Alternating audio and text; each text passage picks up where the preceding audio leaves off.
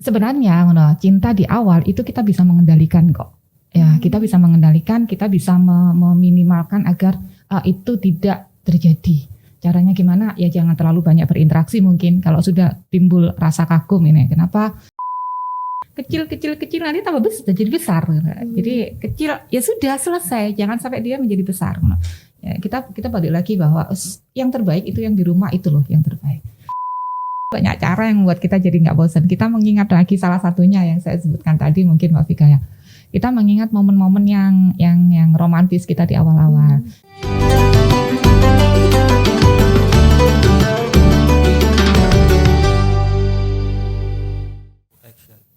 Assalamualaikum warahmatullahi wabarakatuh. Selamat datang di podcast spesial Ramadan Harian Surya Tribun Jatim Network bersama saya Vika Saraswati. Jika di episode sebelumnya nih teman-teman kita sudah membahas tentang problematika suami yang menikah lagi secara diam-diam. Nah kali ini nih Bu, kita akan berbincang tentang perempuan yang mengagumi laki-laki lain. Masih dengan narasumber yang sama, yakni Ibu Tati dari Universitas Islam Negeri Sunan Ampel Surabaya. Nah ini Bu, kita akan membahas apa tadi yang perempuan ngefans sama laki-laki lain. Itu bagaimana Bu? Boleh nggak sih Bu? Boleh nggak perempuan ngefans sama laki-laki lain? Saya pikir boleh-boleh aja sih, nggak tergantung konteksnya ini kita di mana nih. Kalau misalnya kita sudah menikah, beda dengan kita yang belum menikah, gitu ya. Kalau pada remaja-remaja sih ngefans pada idolanya masing-masing itu banyak, ya. Ibu-ibu juga kalau ngefans sama idolanya, misalnya aktor atau artis apa itu juga banyak seperti itu, sah-sah aja. Karena itu kalau saya pikir tidak menimbulkan potensi yang lebih jauh lagi. Paling juga hanya aku ngefans nih sama ini. Kenapa? Karena mainnya bagus nih, misal. Atau aku ngefans nih sama artis Reza Rahardian yang lagi in Reza Rahardian. Aku ngefans nih sama ini. Oh ya, karena dia mainnya bagus nih. Dia kalau mainnya natural banget dan seterusnya. Itu yang tidak menimbulkan potensi yang lebih lanjut lagi. Hanya ngefans ya sampai di situ aja. Gitu. Berarti ngefans tuh boleh, tapi ini ya Bu ya, jangan sampai menimbulkan potensi. Nah, tapi bagaimana nih Bu jadinya kalau yang ngefans laki-laki lain tuh perempuan yang sudah beristri? Perempuan yang sudah bersuami. Perempuan yang sudah bersuami ya. Oke, kalau perempuan yang sudah bersuami ngefans sama orang lain. Kalau saya katakan tadi kita ngefans sama Reza Rahardian, saya pikir enggak masalah, banyak orang yang seperti itu. Karena itu tidak menimbulkan konsekuensi apapun ya bagi orang itu dan bagi kita. Paling juga ya ini. Kecuali kalau kita ngefansnya sama orang lain yang ada hubungannya dengan kita di dunia nyata nih, bukan di dunia maya, bukan di dunia TV. Itu biasanya itu akan menimbulkan potensi itu berkelanjutan. Ya ngefansnya misalnya sama teman kantor, saya suka nih sama bapak itu, saya suka sih sama mas itu, kenapa? Karena orangnya ini loh, dia berwibawa ini berwibawa dan seterusnya. Oke, itu ada kemungkinan untuk berkelanjutan, tetap ada, karena dia tidak di dunia maya, tidak di sana gitu, tapi di sini, tapi di sini. Gitu. Tapi juga tergantung sama masing-masing orang sih kalau menurut saya. Berarti kalau perempuan yang sudah bersuami itu harus lebih hati-hati. Harus lebih hati-hati biar itu tidak terjadi ini. Biar tidak terjadi, tidak berkelanjutan, enggak keterusan gitu maksudnya. Kita mengagumi orang lain enggak masalah, menurut saya sih enggak masalah mengagumi, tapi kalau itu berkelanjutan itu yang jadi masalah. Ya. Sebenarnya ketika kita suka sama orang lain, mengagumi orang lain, kalau bicara agak serius, sebenarnya ini loh, kita itu tidak sukanya ke orang lain itu karena orang lain ini punya sesuatu yang mengagumkan, punya yang sesuatu lebih begitu ya, sesuatu yang lebih daripada sesuatu yang lebih. Kadang-kadang itu cintanya seorang perempuan, cintanya seorang perempuan itu timbul karena dia awalnya karena kagum sama seseorang. Iya benar. Iya. sebenarnya cinta di awal itu kita bisa mengendalikan kok. Ya, kita bisa mengendalikan, kita bisa meminimalkan agar itu tidak terjadi. Caranya gimana? Ya jangan terlalu banyak berinteraksi mungkin. Kalau sudah timbul rasa kagum ini, kenapa? Karena kemungkinan itu nanti bisa berkelanjutan, itu kemungkinannya lebih besar daripada ketika kita hanya ngefans sama artis atau apa gitu. Nah, berbicara soal hal tersebut kan ini berarti kita harus ini ya Bu, harus tahu batasan-batasannya gitu. Nah, ini mengenai tema kita hari ini sebenarnya bagaimana batasan antara laki-laki dan perempuan begitu Bu, terlepas dari soal kekaguman ini tadi. Oke. Biasanya sih cinta baru itu tumbuh, maksudnya nih perempuan yang sudah berumah tangga, terus kemudian dia mengagumi orang lain, itu biasanya tumbuh, lama-lama kan tumbuh cinta nih. Itu biasanya tumbuh karena memang ada kejenuhan dalam rumah tangganya, ada lelah, ada jenuh dalam rumah tangganya. Jadi ada faktor-faktor ya Bu ya? Ada faktor-faktor yang membuat dia jadi seperti itu. Ya. Terus kemudian bisa jadi karena biasanya cinta itu pada romantika masa lalu, pada mantan, pada mantan. Nah, terus kemudian atau pada orang-orang yang menumbuhkan kekaguman kita. Itu agar kita tidak berkelanjutan seperti itu, sebenarnya kita bisa mengontrol di awal sebelum kita senang sama orang lain, itu kita bisa mengontrol, bisa mengendalikan. Jadi kalau kita khawatir akan terjadi hal seperti itu ya mungkin lebih baik kita hindari dengan tidak terlalu intens berkomunikasi atau tidak terlalu intens mengagumi dan seterusnya. Dan merasa bahwa yang di rumah itu loh yang paling baik nih. Ya, yang di rumah suami maksudnya. Yang di rumah nih yang suami nih yang paling baik, atau kalau posisinya perempuan yang di rumah itu istri yang paling baik. Kita kan bisa terbalik toh. Ngefans laki-laki lain atau laki-laki ngefans perempuan lain, kan ada yang seperti itu. Gitu Bu, nggak jadi selalu kayak perempuannya yang ngefans. Anggap aja bahwa yang di rumah itu memang ya itu yang sudah paling baik untuk kita. Ya kita terima paket sih. Kalau biasanya saya ngomong sama banyak orang, kita terima paket. Kita nggak mungkin hanya menerima itunya aja deh, sing api-api itu aja, terus kemudian yang negatif-negatifnya enggak, itu nggak mungkin. Kita terima paket semuanya. Kita harus terima Bu ya, kenyataan bahwa yang di rumah itu adalah yang paling baik, yang pilihan terbaik buat pilihan kita. Terbaik untuk kita. Iya. Nah ini terus Bu, perlu mungkin Mbak Vika ya diingat-ingat bahwa ketika kita sudah agak goyah nih, agak goyah.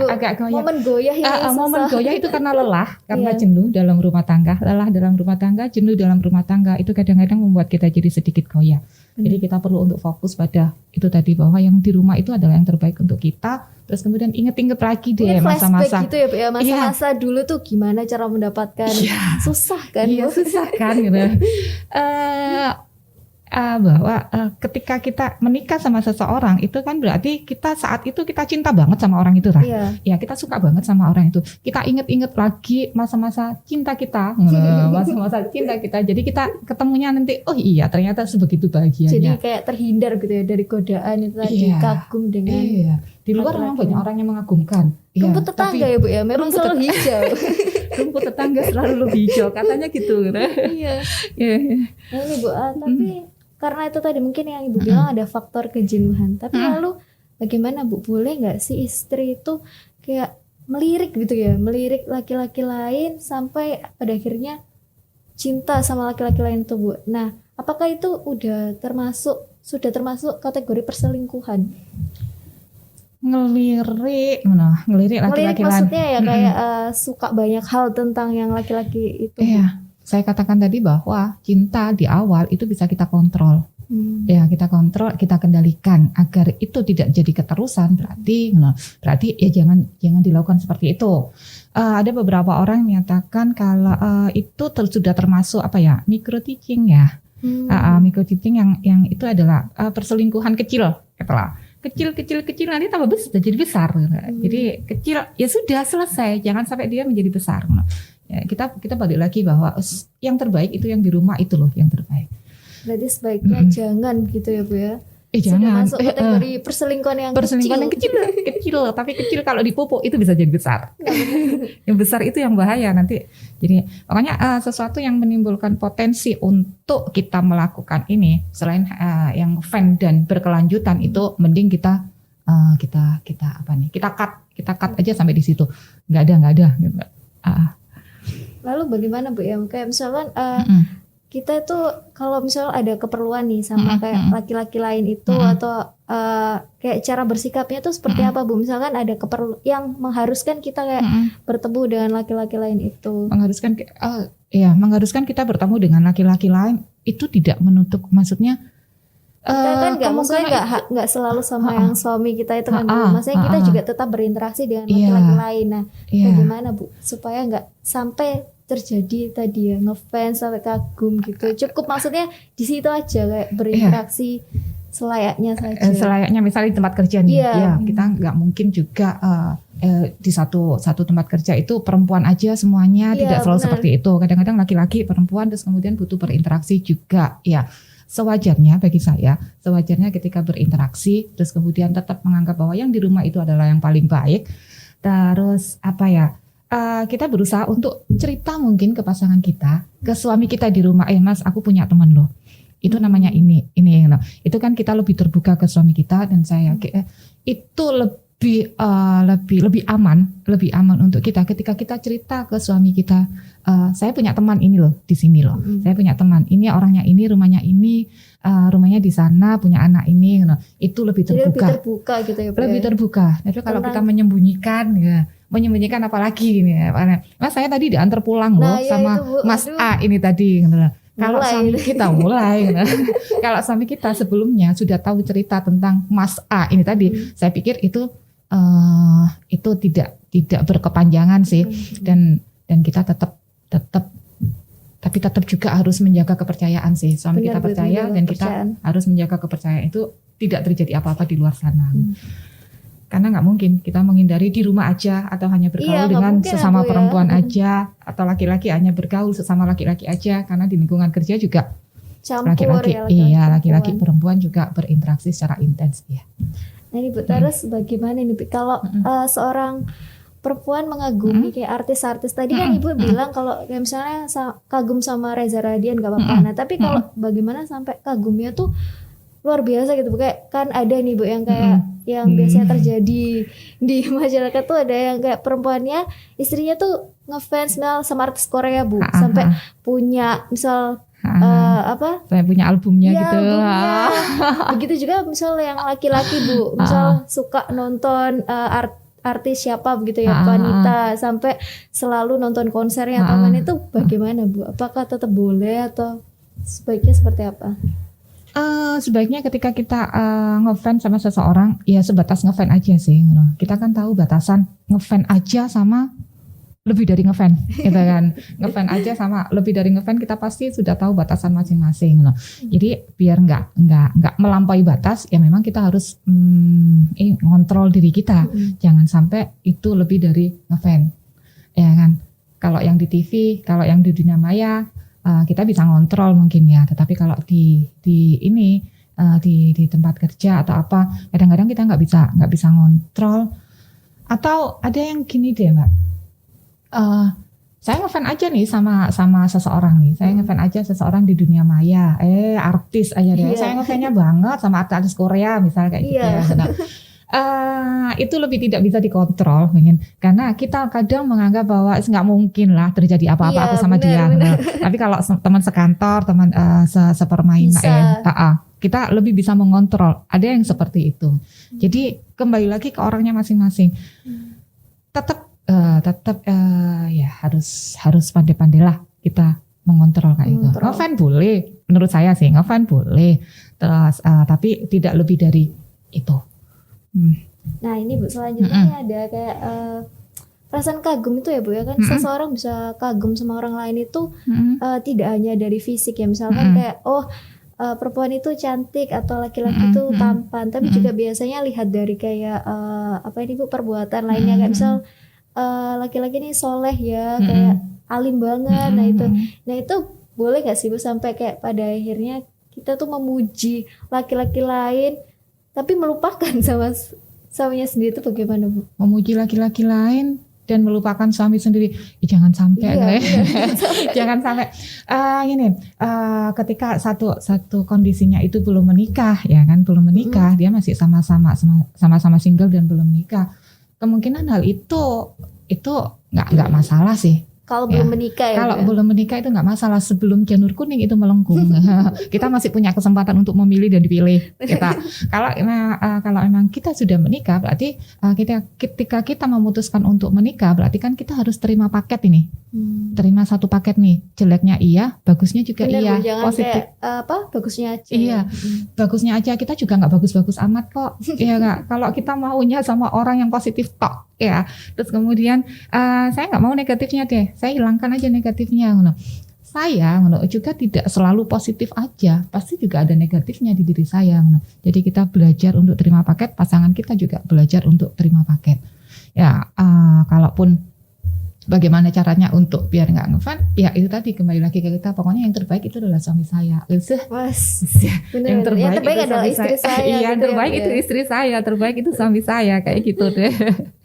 Nah, terus Liu, kapan perasaan kayak saat suami mengagumi perempuan lain atau istri mengagumi pria lain itu, maksudnya dikatakan masih di batas wajar, tapi kapan momen itu akan menjadi problematika di keluarga begitu? Saat diekspresikan ya Bu ya? Iya, akan menjadi problematika bagi saya sih ketika kita sudah kita sudah tidak jujur lagi ke suami. Iya, kalau misalnya tadi diantar siapa nih pulangnya? Padahal diantar Mas A nih. Gitu. Enggak, tadi sendiri kok. Oh iya. Itu sudah timbul, itu sudah mengarah ke sana sih. Gitu. Satu kebohongan. Iya, satu kebohongan nanti pasti ditutupi oleh kebohongan yang lain. Akhirnya bohong tok ini dalam rumah tangga. Gitu. Jadi kita tetap jujur, terus kemudian kita membatasi diri kita bahwa kita nggak ada apa-apa. Artinya sama rekan kita mungkin ya, sama rekan kita itu nggak ada masalah. Nggak ada apa-apa, terus kemudian kita selalu cerita ke pasangan kita, kita berarti jujur ke harus pasangan lebih kita. jujur sih Bu ya. Itu kayaknya membuat kita jadi lebih. Aku tadi pulang sama Mas ini loh Mas. Iya, kayaknya itu membuat kita jadi lebih aman dan nyaman, karena suami tahu apa yang kita lakukan di luar, kita lagi ngapain atau kita lagi diantar siapa pulangnya karena sudah terlalu larut malam atau gimana. Kita akan lebih enak untuk cerita ke suami, ke pasangan kita. Bagaimana tapi kalau misal bohongnya itu tadi misal ada demi kebaikan begitu Bu, misalkan kayak adalah sebuah kayak satu hal yang nggak perlu kayak dibilang tapi supaya tidak Bu timbul konflik atau apa itu. Tapi kalau hal itu harus diceritakan ya Bu ya. Kalau misalnya ya kita sering beranggapan daripada saya bohong nanti rame. Iya begitu. Soalnya misal tahu suaminya tuh pencemburu sekali gitu Bu.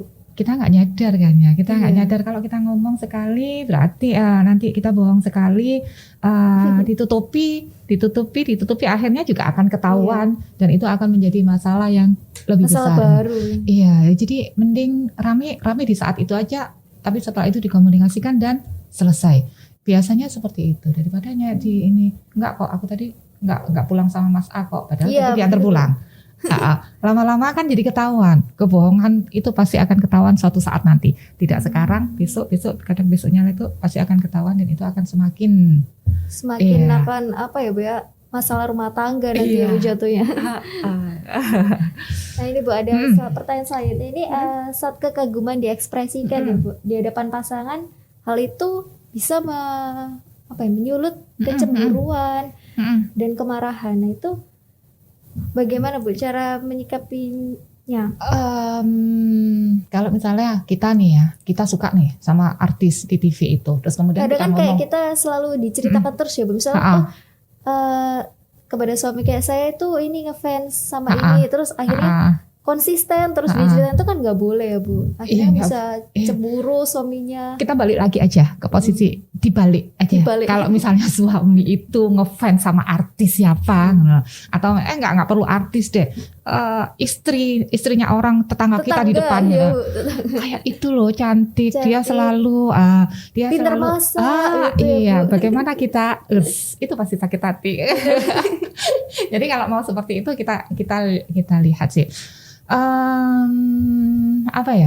Kekaguman kita itu tidak harus kita tunjukkan. Kekaguman kita pada laki-laki lain kita tidak harus kita tunjukkan ke suami.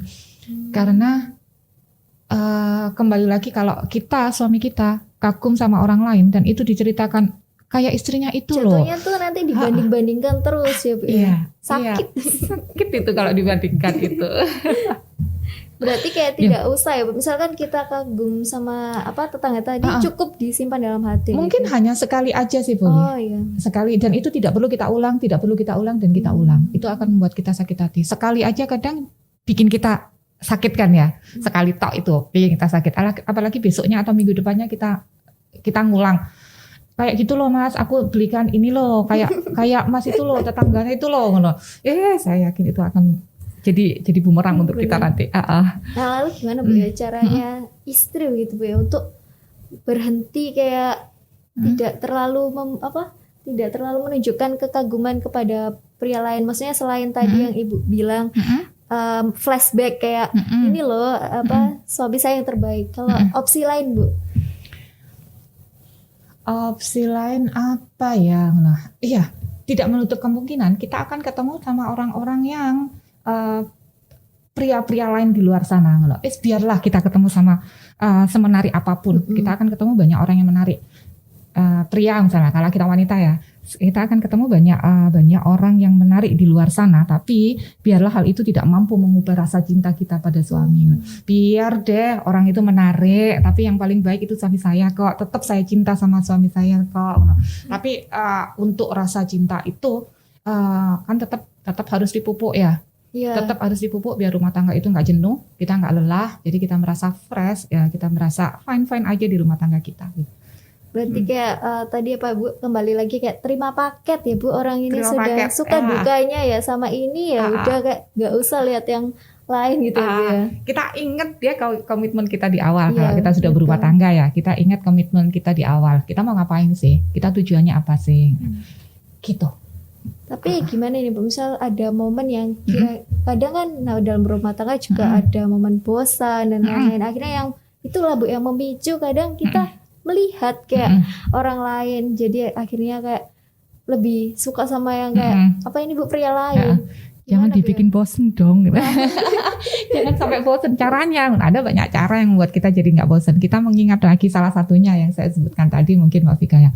Kita mengingat momen-momen yang romantis kita di awal-awal, ketika di awal menikah atau ketika kita di awal bertemu sama suami kita di awal itu seperti apa. Momen-momen seperti itu kadang yang bisa menumbuhkan rasa cinta kita sama suami.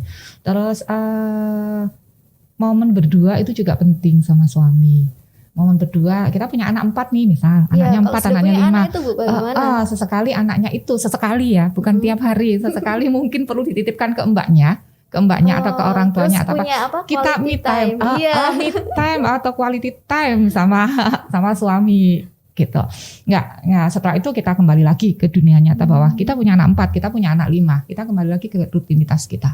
Tapi perlu jeda sejenak untuk mengurai istilahnya bukan mengurai ya, untuk rehat gitu, istilah kerennya sih. Iya, untuk rehat dari aktivitas yang keseharian kita lalui gitu. Itu penting sih. Ya, nonton berdua gitu. Iya, Bu, nonton berdua, makan berdua, traveling berdua gitu. Tapi setelah itu kita komitmen, setelah ini kita kembali ke dunia nyata nih. Kita nggak mungkin terus seperti ini. Maksudnya kita nggak mungkin hanya berdua saja. Paling kan itu nggak butuh waktu lama nanti. Saya yakin itu akan lebih fresh bagi suami maupun istri. Jadi tetap tumbuh rasa cinta itu. Nggak ada bosan, nggak ada jenuh. Insya Allah seperti itu. Nah teman-teman, berarti nih Bu ya bisa disimpulkan kalau perempuan tuh boleh ngefans sama laki-laki lain, misalnya yang belum menikah. Tapi kalau sudah beristri, kayak alangkah baiknya untuk berhenti mengagumi yang lain gitu ya. Berhenti mengagumi yang lain. Iya, kita kagum aja deh sama suami kita di rumah. Kita harus kagum ke suami sendiri iya, gitu ya. Kita terima paket nih. Iya, paketan ada yang positif, ada yang negatif. Iya. Kalau perempuan itu untuk ngefans laki-laki lain boleh, tapi ingat kalau sudah beristri lebih baik jangan. Lebih baik jangan. Kalaupun kita ngefans nih sama orang lain nih, sama lelaki lain, berarti kan kita harus juga ngomong sama aku loh sakjane seneng sampai itu, seneng di apanya nih? Seneng mungkin aktingnya, atau seneng mungkin kerjanya bagus nih temanku ini. Nah, kita bicara terbuka sama pasangan kita, sama suami kita di rumah seperti itu. Kalau perlu juga terbuka aja ya, Bu. Iya. Semakin ditutupi akan semakin memunculkan potensi untuk berkelanjutan itu tadi. Lanjut seperti apa ya tergantung dari masing-masing orangnya. Maka menjadi bumerang sendiri kalau dilanjut. Nah, Tribuners, semoga diskusi kita kali ini bisa memberikan insight baru nih ya kepada teman-teman bahwa kita yang beristri lebih baik tidak mengagumi lelaki lain, karena lelaki lain itu maksudnya nanti akan berdampak buruk ke rumah tangga kita sendiri. Sampai bertemu di podcast selanjutnya.